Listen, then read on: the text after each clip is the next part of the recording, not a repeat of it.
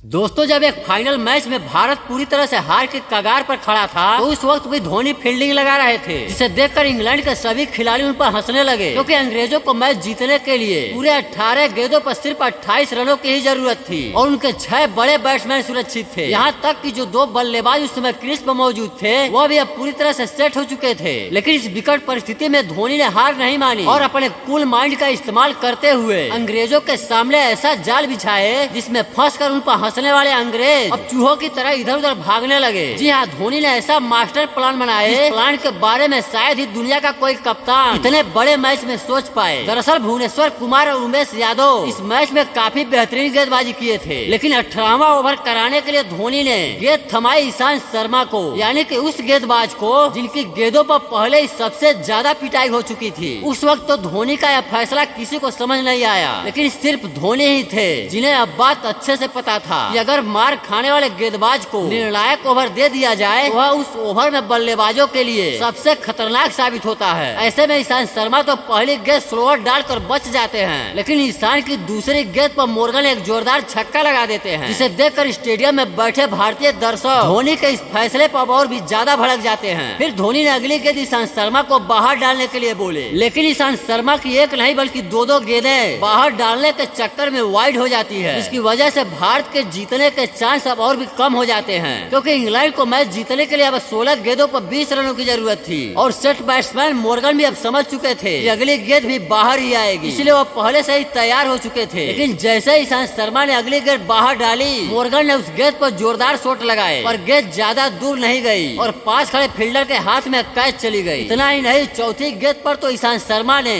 एक और set batsman Ravi Bopara का भी विकेट लेकर मानो भारत को मैच में फिर से जिंदा कर दिए। इसके बाद भी भुवनेश्वर कुमार और उमेश यादव को ओवर धरे के धरे रह गए और धोनी ने फिर से गेंद थमाई स्पिन गेंदबाज रविंद्र जडेजा को, जहां जडेजा ने अपने कप्तान के इस फैसले पर खरे उतरे और दूसरी गेंद पर खतरनाक जोश बटलर को सीधा क्लीन बोल्ड कर दिए, जो कि इस मैच को पल भर में ही इंग्लैंड की झोली में डाल सकते थे। फिर जडेजा की चौथी गेंद पर रोहित और धोनी ने मिलकर ब्रेसलैंड को भी सीधा रन आउट करके पवेलियन में भेज दिए। इस फाइनल मैच को इंग्लैंड बड़े ही आसानी से जीत सकता था। वही मैच धोनी के बेहतरीन फैसले की वजह से अब पूरी तरह से फंस चुका था, क्योंकि अब इंग्लैंड को मैच जीतने के लिए आखिरी ओवर में पूरे 15 रनों की जरूरत थी और अभी भी उसके 2 विकेट बाकी थे। लेकिन यहाँ भी धोनी ने आखिरी ओवर कराने के लिए फिर से गेंद थमाई स्पिन गेंदबाज रविचंद्रन अश्विन को और आखिरी ओवर में अश्विन ने मात्र एक चौके के साथ सिर्फ 10 रन दिए, जिसकी वजह से भारत चैंपियंस ट्रॉफी 2013 का यह फाइनल जीत गया। दोस्तों, अगर आप भी धोनी को दुनिया का एक महान कप्तान मानते हैं तो वीडियो को एक लाइक और कमेंट जरूर करें। धन्यवाद। जय हिंद।